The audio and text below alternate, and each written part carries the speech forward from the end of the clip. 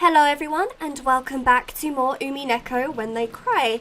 So in the last video, Battler, Kyrie and Rudolph all had a very interesting conversation in which Rudolph confessed that he thinks he might die tonight, which is a very morbid statement. We'll have to see if it's true.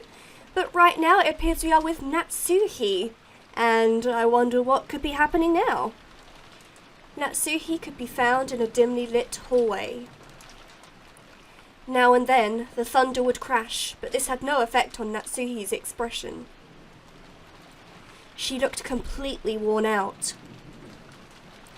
The discussion that had just taken place between the relatives in the dining hall was repeating itself inside Natsuhi's mind.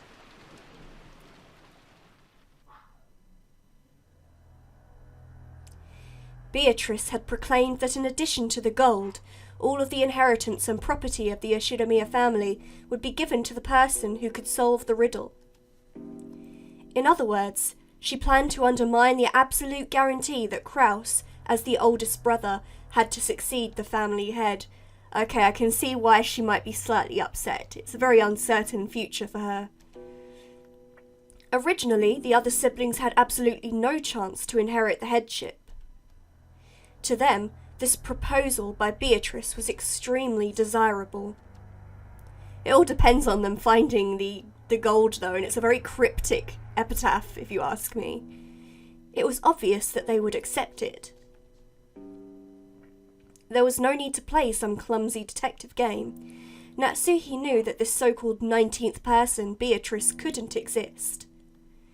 Naturally, Beatrice was nothing more than a fictional character used to pass a message that Kinzo had written himself. As proof, Kinzo had remained stubbornly neutral as to that letter's authenticity. He was completely ignoring these reckless claims that he shouldn't be able to ignore, that he had given up the head's ring. Well, Kinzo doesn't really want to talk to anyone, so... In short, Kinzo had wordlessly admitted that the letter held his own message. Most likely, one of the servants had given Maria the letter. Kinzo had probably worked out an elaborate plan where the dress from the portrait would be prepared. And someone, probably Shannon, would be made to wear it and deliver the letter and the umbrella. By doing that, he could make it seem like the witch from the portrait actually existed. No, if anything, that alone was proof that Kinzo was behind all of this. In that case, it was the same as Kinzo trying to butt in on the siblings' private discussion. He's probably tired of you all arguing over his money when he's not even dead yet. Then Kinzo, by announcing that he'd give everything to the person who solved the riddle, could weaken Kraus's overwhelming advantage. Now it was certain. Kinzo had eavesdropped on the siblings' discussion in the parlour earlier that day. So he had known how Kraus had staved off the attack by the other three. And to make the scales of the battle go back into balance, he had sent out this strange letter, which benefited Kraus's rivals. He was trying to push this crazy theory so that Rosa, who had a weak position among the siblings because of her age, would join with Ava and Rudolph. Then, with a 3-to-1 advantage, they'd be able to overwhelm Kraus yet again and make their ridiculous theories get accepted by force. I don't know if they would team up though, because whoever finds the gold would have the advantage, and if all three of them found it, they'd just end up arguing over which one got to keep it. And by doing that, he gave them the power to resettle what had once been a nearly decided conflict. They had now started repeatedly pressing Kraus to pay them a large amount of money. Using the condition that all of the siblings would guarantee Kraus's position as the successor, talk about advance payments was being brought up again, despite having been rejected once. Of course, even without the story about the hidden gold, the Ushiromiya family's store of wealth was vast. That store of wealth alone was more than enough. Even if the hidden gold was buried forever along with Kinzo's death, there would be more than enough to satisfy. Therefore, even if they weren't that interested in the gold itself, Kinzo had managed to instill the lifelong fear that on the off chance that someone found the gold, that person would be granted the headship. And this kind of Achilles heel would definitely be taken advantage of by someone sooner or later. The only person with this fatal weakness was the successor, Kraus. The other siblings had found...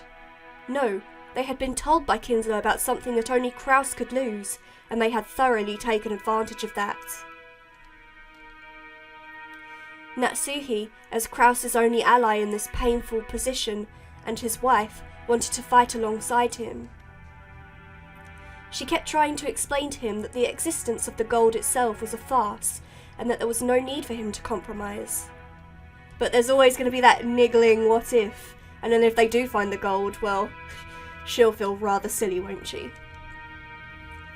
Kraus had always told Natsuhi. He had told all of the siblings. He always said that the hidden gold was nothing more than an illusion created by Kinzo. Therefore, Natsuhi had believed it as his wife and had supported her husband on that foundation. Even so, Natsuhi's words didn't reach Kraus. Even though Natsuhi had fought so hard and had lent all of her strength, he continued to fight by himself and was trying to compromise with the other 3 siblings. Natsuhi sadly and weakly wondered why she should not be of use to him, then started getting angry. It had happened when everyone decided to take a short break to cool their heads. Natsuhi had flared up against Kraus. Enraged, she had asked why she could not be useful to him. He had then told her that he wanted to talk about something and invited her into a room that she was normally not allowed to enter. Are they all going to tell their families that they think they're going to die tonight? Because that's very odd. That room had been sealed with a heavy-looking padlock, and just looking at it had given her an uncomfortable feeling.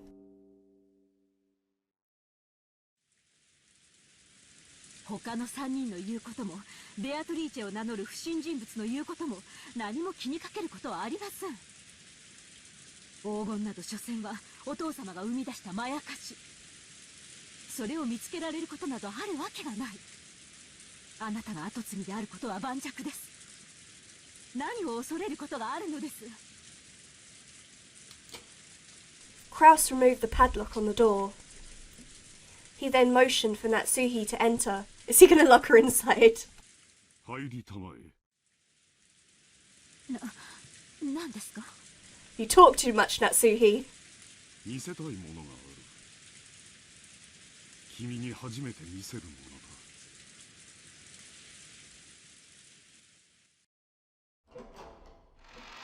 だ。Natsuhi timidly opened the door with a dubious expression on her face. It was pitch black. She searched for a switch to turn on the lights, but since this was her first time in the room, she didn't know where it was. Kraus entered behind her, pushing her in, and when he closed the door before turning on the lights, the two were swallowed up by the darkness. Only the sound of Kraus locking the door rang out through the dark. これは何事ですか? 明かりは? 今つける。待ちたまえ。Just as he said, when Kraus pushed a switch on the wall, a flickering light turned on and lit up the room. それは? Natsuhi had her breath taken away. The room had no windows, and at a glance it appeared to be empty. In the middle of the room, a small round table had been set, and the lights brightened only that table, as if it were the leading part in a play.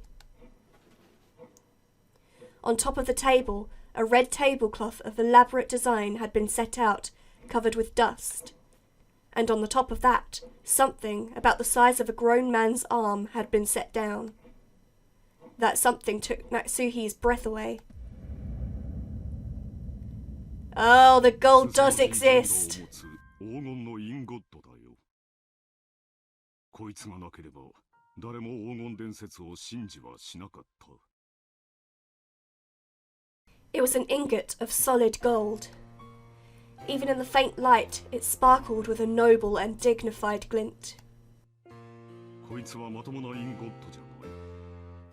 このインゴットを鋳造したのが国内なのか国外なのか、それすらも私にはわからないのだ。It took a high level of skill to make the purest of solid gold ingots. And in order to verify that purity, it was standard to have the original foundry and the name of the bank that guaranteed it imprinted on the gold. However, this ingot did not have that kind of seal. This mysterious gold bar had come from an unknown foundry. ここを見たまえ。怯えることはない。こいつはただの金塊だ。Natsuhi, following Krause's words, timidly approached the ingot. そこだ。Krause pointed at the surface of the ingot. Natsuhi concentrated on that section. Right there was the thin imprint of the one-winged eagle crest. That's the most obvious thing about the gold ingot. That's the sort of thing I would have noticed straight away. Natsuhi's breath was taken away once again. そうだよ。これこそが親父がベアトリーチェに与えられたといい、保証人のマルソーの会長に任意で一つを抜き取らせて持ち帰らせ、財界のフィクサーたちを信用させたという伝説のインゴットなのだよ。方々に手を尽くして私が見つけた。他の兄弟たちより早くね。そんな。じゃあお父様の黄金伝説は実在する。後宮金蔵が授けられたベアトリーチェの黄金は実在するのだよ。そんな。本当にあるなんて。Natsuhi was shocked. Krause had always said that Kinzo's gold was just a fabrication, so she had believed it as his wife. However, the reality was different. Since he held definite proof, he had been more certain than any of the other siblings that the legend of the gold was true. Because of this, Krause was deeply frightened at the possibility that someone other than himself would find the gold he'd failed to find, costing him everything. But to Natsuhi, this truth was more than enough to split open her heart. She had thought that as Krause's wife, she should be his closest confidant, which was why she had selflessly supported him. And yet, he had hid this fact from her until today. Why? そこまでに私はあなたの信頼に足りないというのですか。そういうつもりはない。話す必要がなかっただけだ。あなたにとっては妻はその程度のものなのですか。落ち着きたまえ。劇場にすぐ駆られるのは君の悪い癖だ。あなたがそうさせてるんじゃないですか。私は後宮家に嫁ぎ、今日まであなたの妻として仕えてきました。あなたのために生まれた家を捨て、身も心も捧げてお仕えしてきました。その報いがこれなんですか。そんなことって。Krause grimaced, looking annoyed. His expression effectively communicated how much he disliked this part of Natsuhi, even if he didn't say it out loud. 私はもうあなたの力になれそうもありません。それで兄弟のトラブルは私が自分の力で解決。君の力を借りる。 Wow, they have they're not very intimate if you ask me. Like, they don't seem like a true couple. At least not bonded by love, it's more like...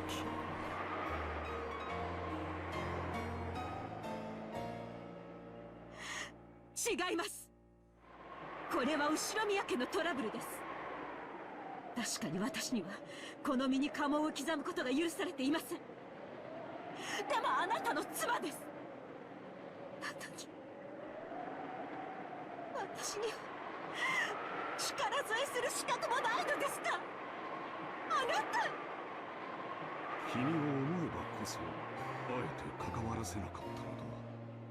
これ以上は頭痛に障るだろう。君は今夜はこれで休みとなる。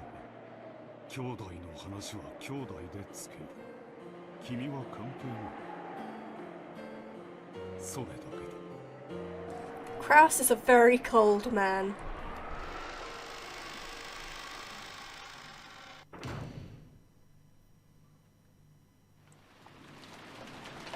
A dull headache tormented Natsuhi. No matter what medicine she took, no matter what scent she burned, it wouldn't heal.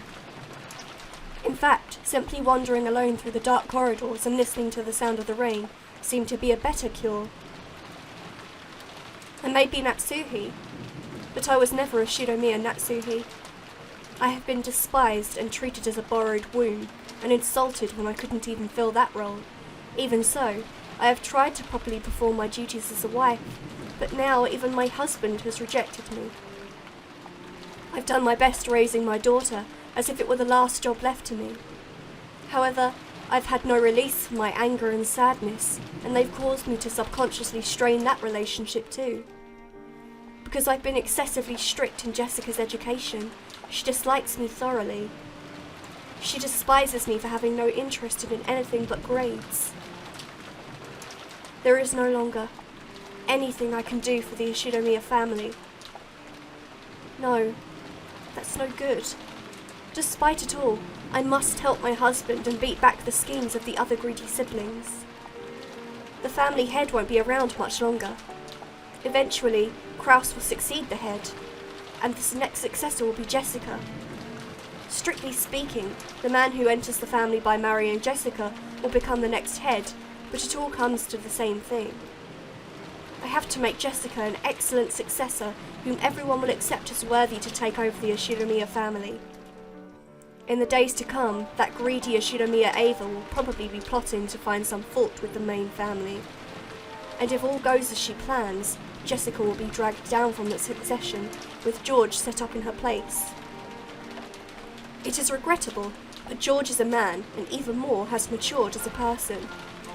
Compared to Jessica, who is right in the middle of her rebellious period, and whose grades are slightly below average, it can be seen at a glance who is more fit to succeed the head. So in order to secure Jessica's position, I need to turn her into an excellent person. After doing that, I want to find her an excellent husband, worthy of the excellent person she will have become. Oh, she's very controlling. A wonderful man who will truly accept Jessica and stay with her through all of life's joys and sorrows. Was Natsuhi trying to entrust her daughter with fulfilling some desire of her own? Natsuhi thought back to the days when she'd had no choice but to marry into the Ushiromiya family because of that unavoidable fate. Okay, so it wasn't love that they married for, it was because she had to. She had tried to block that from her memory. She had consciously forgotten it and had actively attended to the life she had been given as a Ushiromiya Natsuhi. And in doing so, she had built up a new life. But just now, it felt like all of that had been casually rejected.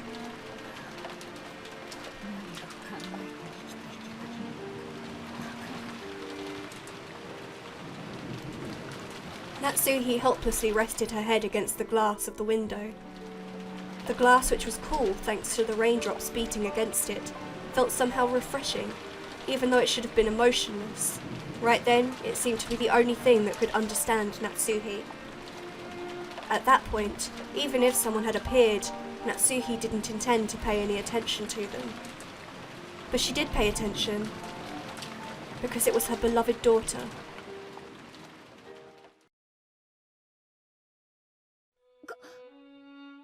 母さんか。なんだよ、こんなところに。幽霊かと思ったぜ。Just like always, her words were rough and not at all like a girl's. Instinctively, words of rebuke rose to Natsuhi's throat. However, their strength gave out and they didn't escape her lips. ジェシカ、ごめんね。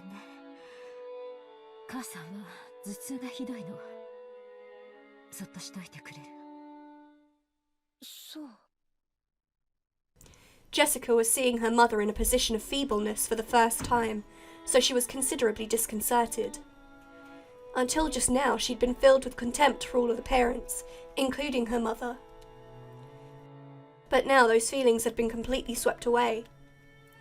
Her mother's utterly exhausted face had wiped them all out. In its place, the words George had told her floated back up in her mind. Our parents are doing their best in their own way. And because their families are counting on them, they can't afford to keep everything pleasant and have a heavy responsibility to fight. Maybe her mother had been standing around in this dimly lit hallway because no one had tried to understand that in her. Jessica hated her mother, so she had no intention of speaking kindly to Natsuhi just because she was looking a bit frail. So when she attempted to speak kindly to her mother anyway, she had to clench her fists and gather up the words from deep in her heart. ずいぶん立て込んだ話をしてるようじゃん。お前には関係ありません。よそへ行っていなさい。頭痛ひどい？私、薬もらってこようか。構わないで結構です。お願いだから一人きりにして。She could at least attempt to be kind to her daughter. Natsuhi wasn't being cold. She just wanted her daughter to go far away so that she wouldn't have to bump against Natsuhi's own short temper. But there was no chance that Jessica would realise this.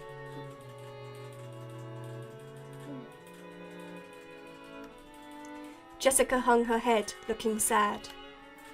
Seeing that expression, Natsuhi recognised the kindness that Jessica was trying to muster. She gave her head a small shake to drive away her own unkind feelings. じゃあ私、行くよ。大人の邪魔にならないように、いとこたちと一緒にいるから。じゃあ。お待ちなさい。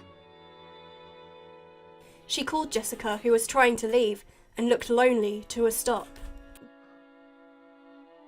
気遣いをありがとう。お前を残して寝込むわけにはいきません。よせよ。縁起でもないぜ。心配をかけました。もう大丈夫です。私は行きます。If I let my daughter see me this feeble any longer, I'll only make her feel more uneasy. With that thought in mind, Natsuhi left Jessica with words of gratitude and made to depart. This time, Jessica called out to her mother's back. Natsuhi stopped and turned around, asking what business Jessica had with her. But Jessica herself didn't know why she'd stopped her mother. And for a while, she smiled wryly, muttering to herself as she hesitated over what to say. She was poking around in her pocket when her hand touched something and she took it out. あのさ、母さん。私さ、今日、お守りもらったんだよ。なんだっけな。魔除けだったっけ？確かその、ドアノブにぶら下げてるといいんだっけ？忘れちまったぜ。私が持ってても仕方ないし。母さんにあげるよ。It was the scorpion charm that Maria had given her on the beach. I have a horrible feeling that in Jessica giving that away, she might be hurt in some way later on. Although she'd heard of its various effects from Maria, Jessica's mind had gone blank, and she was just barely able to say even that much. Jessica, thinking that her mother probably wouldn't accept it anyway, immediately drew back the hand she had stuck out, grasping the charm. So when Natsuhi came back to take it, she was extremely shocked. これは何かの景品？まあその、私も多分そうだろうと思ってるけどよ。こんなおもちゃみたいなお守りじゃ、ご利益は期待できねえよな。but her mother took the charm from where she grasped it in her hand. ありがとう。大切にします。ジェシカには今度、私が子供の頃大切にしていたお守りを代わりにあげましょう。別にそんなつもりで渡すんじゃないぜ。でもまあ、どうしてもって言うなら。では、私はもう休みます。頭痛がひどいので。ジェシカもあまり夜更かしをしすぎないように。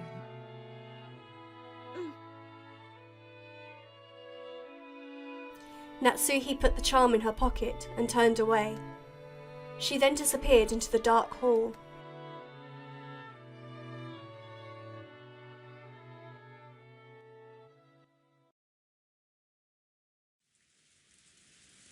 やっぱり明日も丸一日こんな天気みたいだね。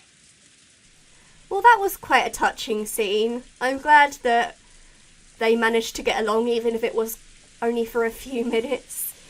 It kind of makes me sad that Jessica's relationship with her parents is so poor. I mean, they're only pushing her to do well at life, I suppose, but I'm a bit weirded out that Natsuhi was trying to force her own ideals of a good husband and stuff like that. I don't know. Anyway, guys, I think this is a good place to end the video. If you guys have enjoyed, then don't forget to leave a like and subscribe for more. And until next time, goodbye.